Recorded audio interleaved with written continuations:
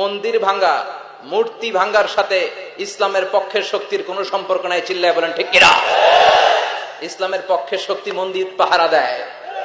তারা সাম্প্রদায়িক সম্প্রীতিতে বিশ্বাসী, কোন দাঙ্গা হাঙ্গামা সন্ত্রাসবাদে ইসলাম বিশ্বাস করে না। চিল্লায় বলেন ঠিক কিনা? ইসলাম হচ্ছে শান্তির ধর্ম।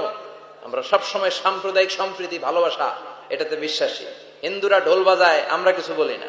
আমরা তাফসীর মাহফিল করি, ওদের যারা ভদ্র তারাও কিছু বলে না। ঠিক কিনা? এই ইসলাম বিরোধীরা এরাই হিন্দু মুসলমানদের মধ্যে যে সম্প্রীতি, এটাকে নষ্ট করতে চায়। কিছুদিন পর পর এরকম কিছু আবাল আর উল্লুক্কা পাঠার আগমন ঘটে।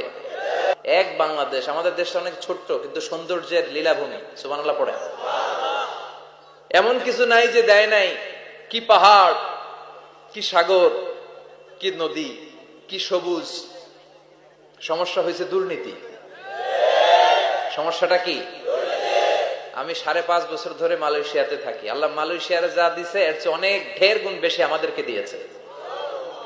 আমাদের দেশের পর্যটন মোটেল, পর্যটন কর্পোরেশন আর ট্যুরিজম যে মিনিস্ট্রি আছে, এটা যদি সুন্দর প্ল্যান করে এই দেশটার কাজে লাগাতে পারতো, আমরা ট্যুরিস্টদেরকে জায়গা দিয়ে কুলাতে পারতাম না। আমাদের দেশের ছেলে পেলেরা যেগুলো লেখাপড়া করে না, এগুলো কামলা দিতে যায় বিদেশ। এই দেশটারে সাজাইলে এখানে ট্যুরিজমকে দেখাশোনা করার জন্য আমাদের প্রত্যেকটা ছেলের কর্মসংস্থানের ব্যবস্থা হয়ে যেত। এগুলো নিয়ে চিন্তা নাই। এরা ঘুরতে যায় বিভিন্ন দেশে, দেশ নিয়ে চিন্তা নাই।